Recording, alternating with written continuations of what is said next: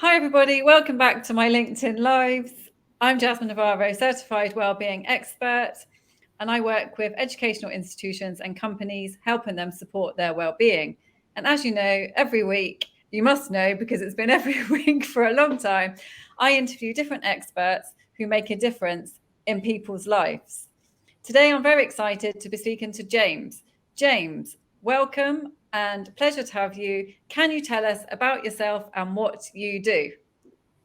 Hi, Jasmine. It's a pleasure to be here. And my name's James, and I'm a career and positive growth coach. And I'm also working as an educator in a university and a careers mentor. So, the reason I'm here today talking about feeling stuck in your career is because. Or before you tell us Oh, about that, sorry. no, that's okay. Tell us more about what you do, and then we can talk about that. Okay, so I help people who are particularly struggling with their careers and deciding what they want to do next, whether it's to stay in their job, whether it's to apply for new jobs. I particularly work with university students at the moment. Okay. So helping them with internships, job applications, writing CVs. Amazing.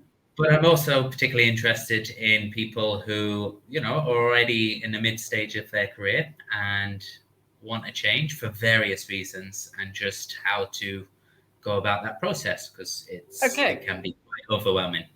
Brilliant. So you chose this topic, what to do when you're feeling stuck in your career. What made you choose that? Is it because of all the people you work with, or? It's a mixture of that, and just throughout the last couple of years, I've noticed a lot of people just mentioning like wanting to change career, and they tend to be in their middle ages, and for, like I said, different reasons. It might be because they're fed up with their job, it might be because they just moving country. It tends to be quite a big factor as well, and it just inspired me. Okay, great. And hello, everybody who's here. Tim, if you're there, please say hi, because Tim normally signs in every week. But anyway, anybody else who's here, please say hi. And if you have any questions or comments, please let us know. We would love to hear from you. So, James, tell us, what is the first thing to do when you're feeling stuck in your career? I mean, I know I have felt stuck in my career, not now, but before. How do you help people who are stuck in their career? A lot of different places you can start. Something I like to do is get to the heart of why people are stuck. Yes. And it might be a case of just simply asking how it feels, what kind of emotions are going on, first of all. Because that can give you I think it's something that people don't tend to ask, and without people asking, being able to express it, it can be hard to understand yourself. That's great. Actually, that's a really good point. So I guess when you're working. Can I ask you, when you felt stuck, Yes. what are some of the feelings or emotions that you had going on? I love that. I just have to say, I do love that question, because I think I put a post, was it up today or yesterday, about emotions. I think once we get in touch with our emotions and use them as a tool, as they are, it's just life-changing, isn't it? Because we can get so much information from our emotions, and it helps us in all sorts of ways. So I love that question. So how was I feeling when I was stuck in my career? Well, stuck, if that's a feeling. I mean, I think trapped, stuck, no way out, in prison, helpless. I think helpless. This was on a bad day. When I think with me, James, I knew after a certain period of time I was in the wrong career, and I knew there was something more that I should be doing, which is what I'm doing now. Like I knew there was something else, but I didn't know what. And I just felt, I think helpless would be helpless, hopeless would be the emotions that come to mind. I like that, yeah, because helpless, because if you don't know what it is, right? Like, how do you begin to fix it, right? Exactly. I love that question. Yes, carry on. Yeah, and I think like it can feel quite lonely and just maybe feelings of shame as well, because you might just feel that others who are maybe you don't know or you do know, others are not going through it. You might assume, and then therefore That's true. you seem, like the odd one out, or like other people are progressing, and you're not. I guess comparing yourself to others.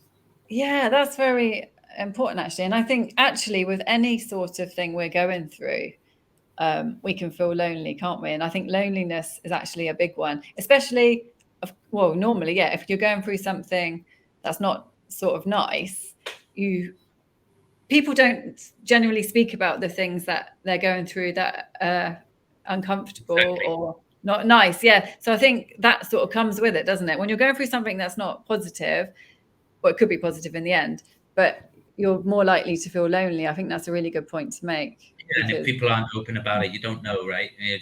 We're terrible at mind reading, and it's just Yeah. we can go down a whole rabbit hole with that. The other thing we wanted to talk about, just why people feel stuck. I think it can be a range of reasons. So before we go on to that, James, when you get the emotions from when you ask them their emotions, what they're feeling, what happens next? Does that normally sort of help them once they start identifying what they're feeling? Does that make them more motivated to change, or is it like where would you go? It often stumps people for a bit when you ask them, because I guess I'm assuming it's just not been asked or not been thought about. You kind of skip past the emotion part and go straight to the thinking part.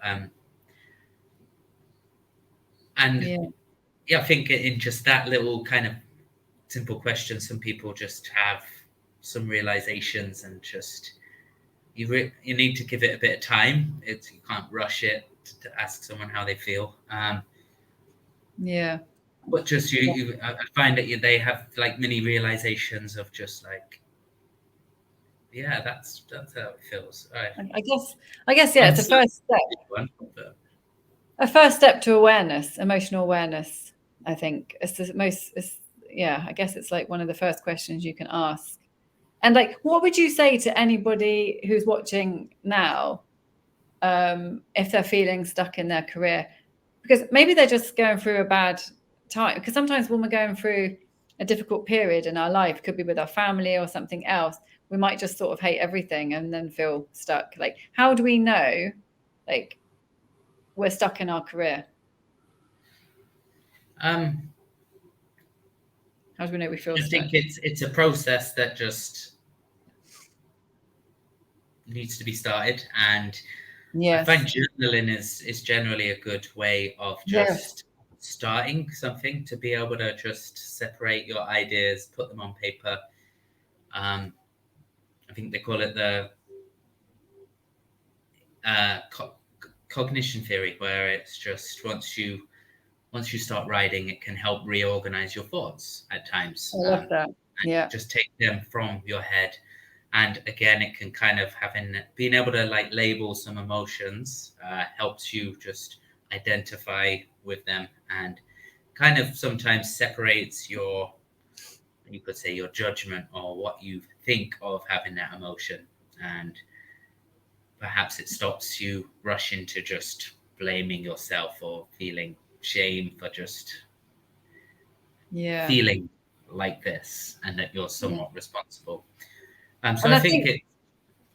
Sorry. I think when you journal as well, like you said, it gives you a whole new clarity, and it does sort of help you process some of your emotions as well, because if you can get them on paper, they're coming out of your body, aren't they? Of course, there's more work to do as well, maybe coaching therapy, but I think it's very important to start the process of your emotions as well. But anyway, sorry, I just wanted to say that.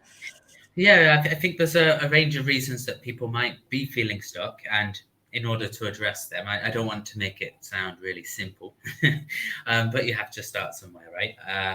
I think motivation is a big deal. And something for me is just having certain questions that you can just begin to answer, to just begin to explore and be curious about.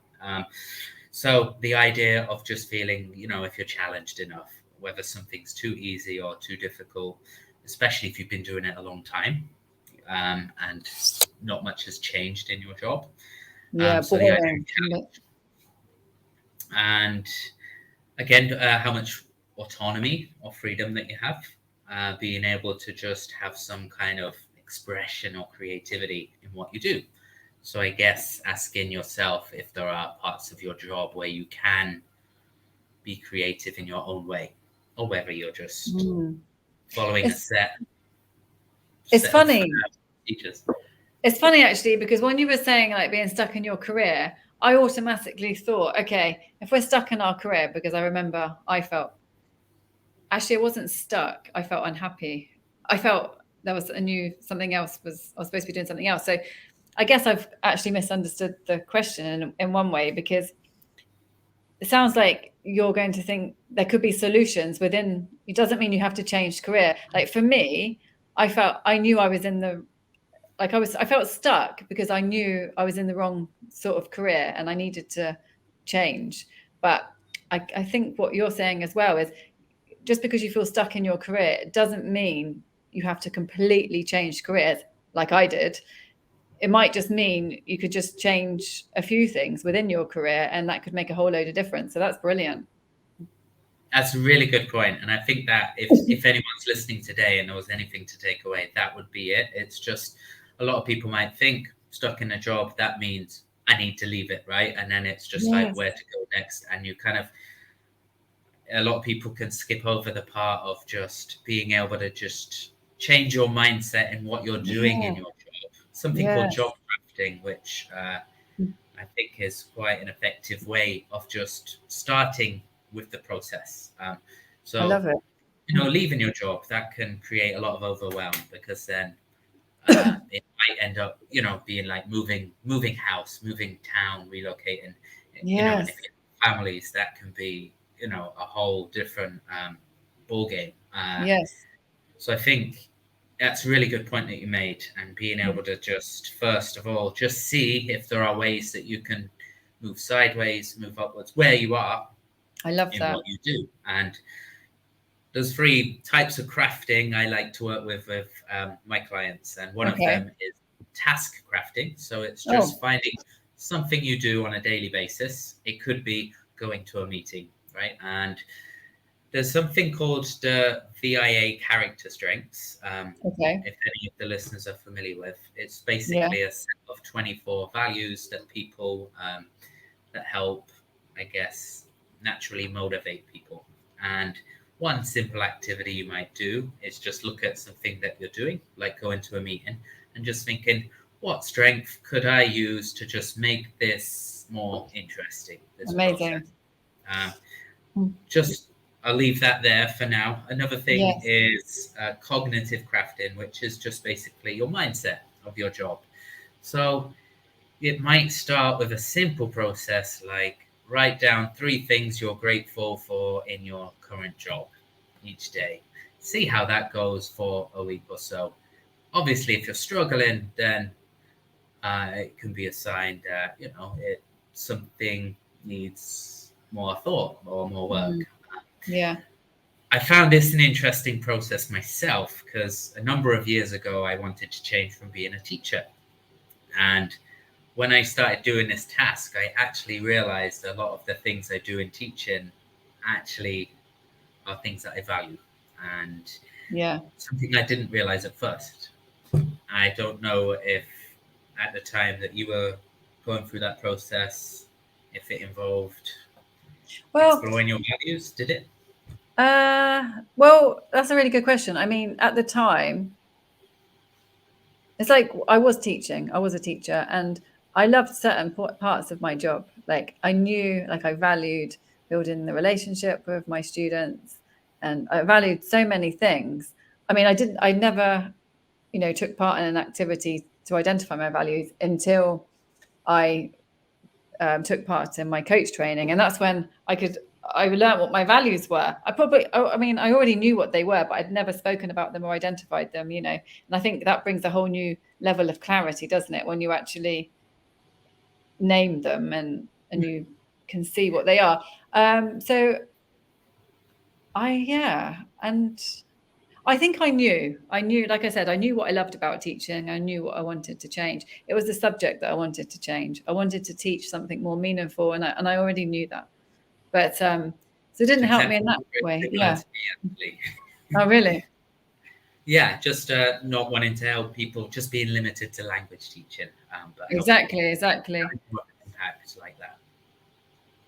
But yeah, so values of teaching, as I'm sure you can, that resonate with you, are just wanting to help people, valuing growth, kindness, just being able to be able to support someone.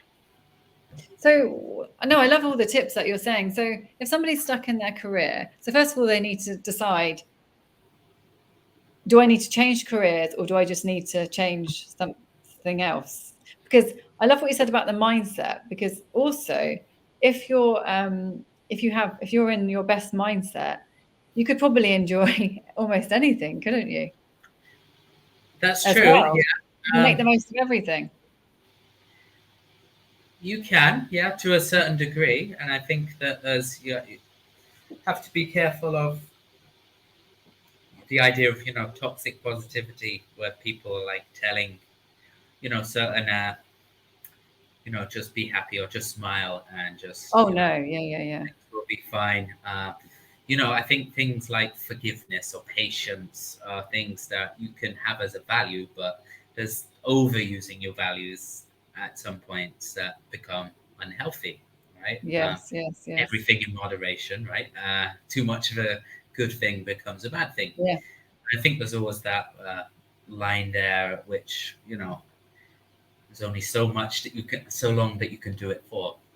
No, but I meant actually when you've worked on yourself so much and you get to a place of like peace, enlightenment, and nothing around you affects you, and all of this, which I'm not there yet, but that's where I'd like to be. If you're in that place, whatever job you're at, you're probably going to love it, because you're getting everything from within. So then it doesn't even matter what career you have. Anyway, that's just I just thought about that when you said that's a very good point. When you said about mindsets. It's no way that simple. I don't want to like make it sound super simple like this. Like it's just here's a of course, yeah. number of rules that you need to follow. No, it's different for every person.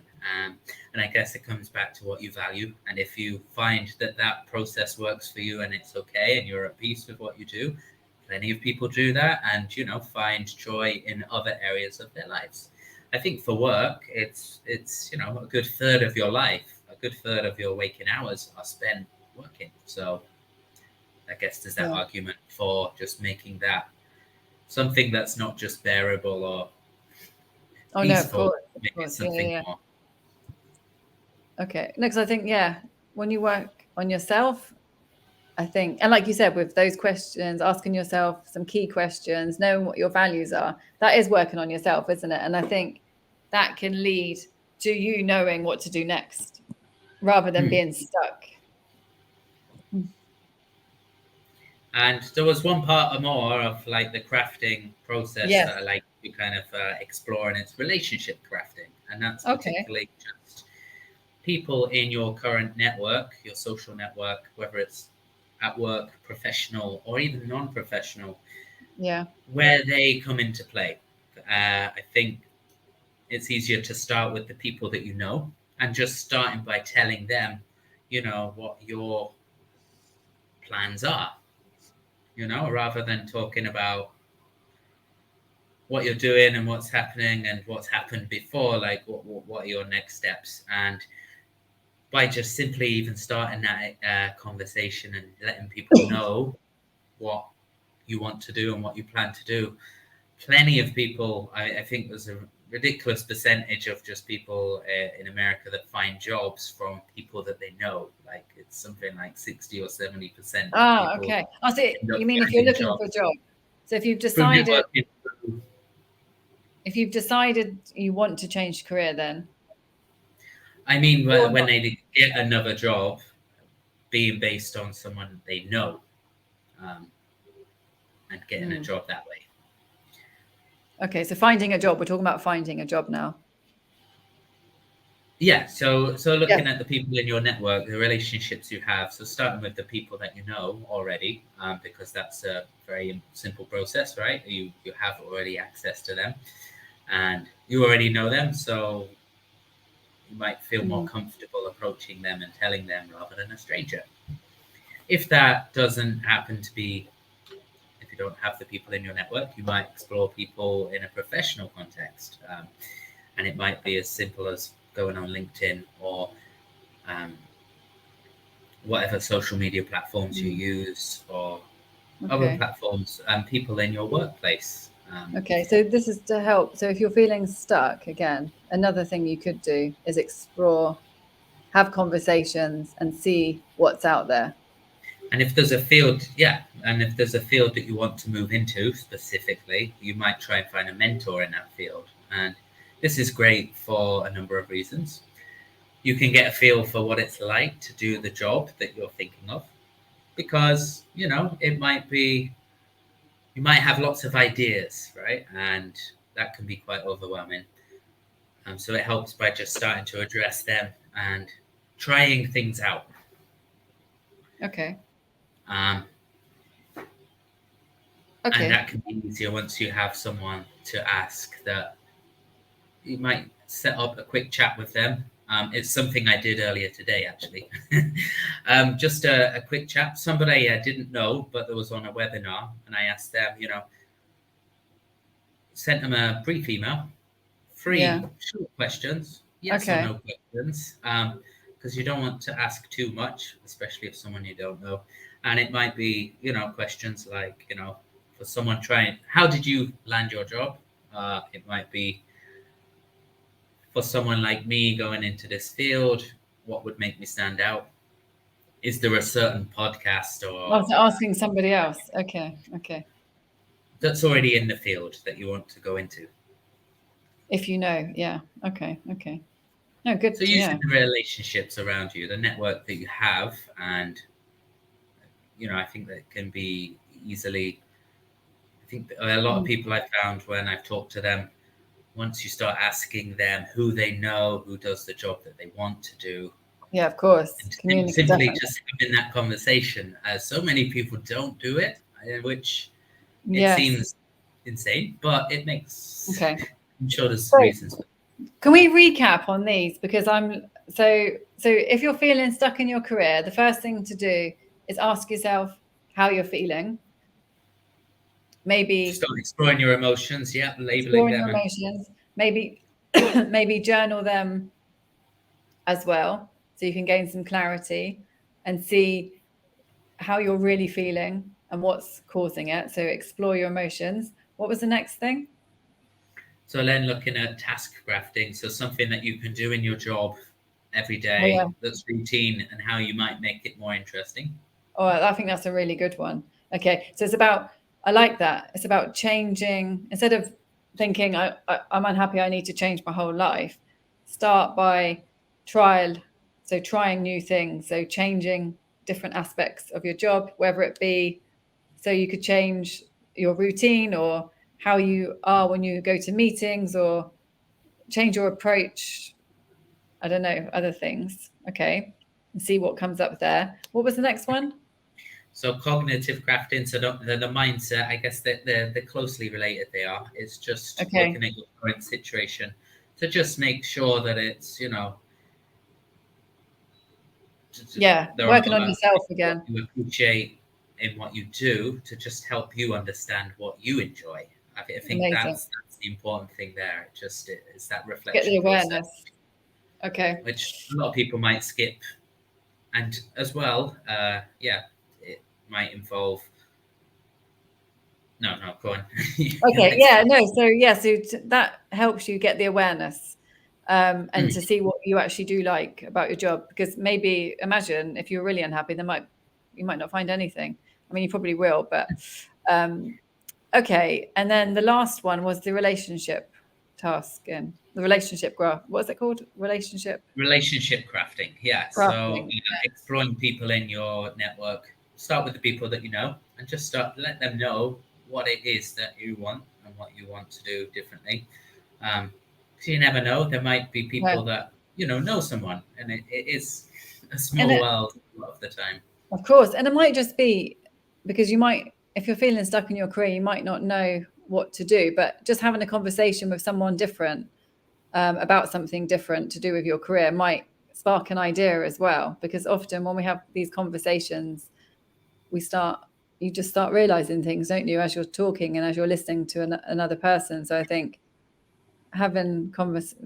starting conversations, I think, is always a good one. Can Yeah. definitely resonate with that. I'm one of those people that might be in a webinar or a class and then likes to put their hand up and speak, but then I haven't thought about my answer, and then I start speaking.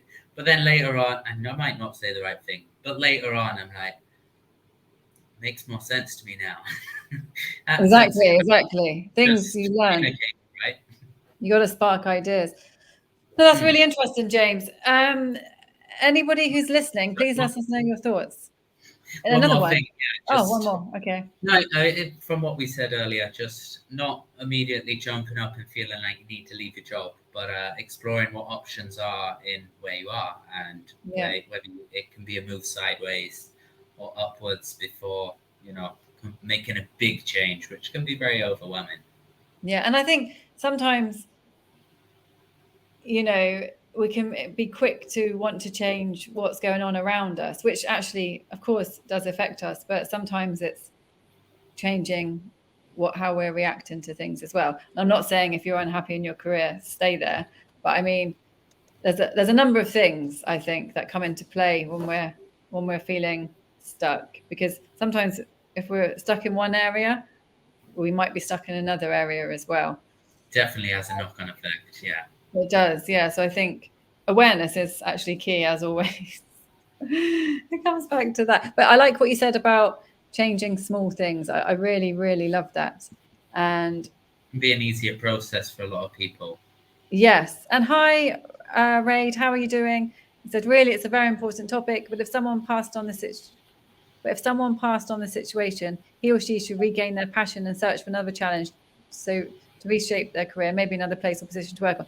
Very interesting, yes. And that's exactly what, as James was saying, it's about, possibly reshaping your career. Yeah, maybe having a transfer or changing positions, or you don't have to change everything, but you can as well. So thank you very And much, Red. I'm Yes. not sure yet, right?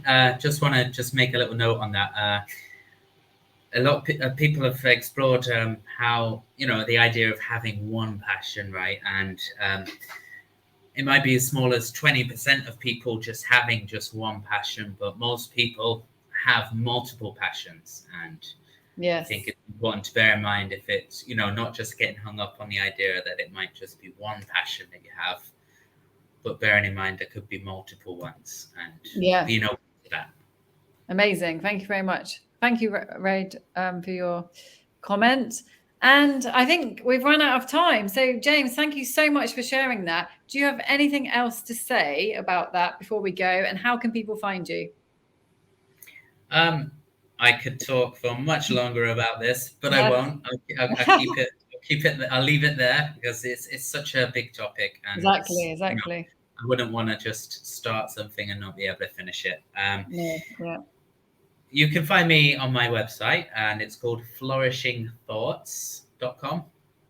You can also find me on LinkedIn. If you leave a comment under the LinkedIn Live, and Yeah. I would be more than happy to connect. And any questions that you have that you wanted to ask that you're not able to ask now, I'd be more than happy to answer that.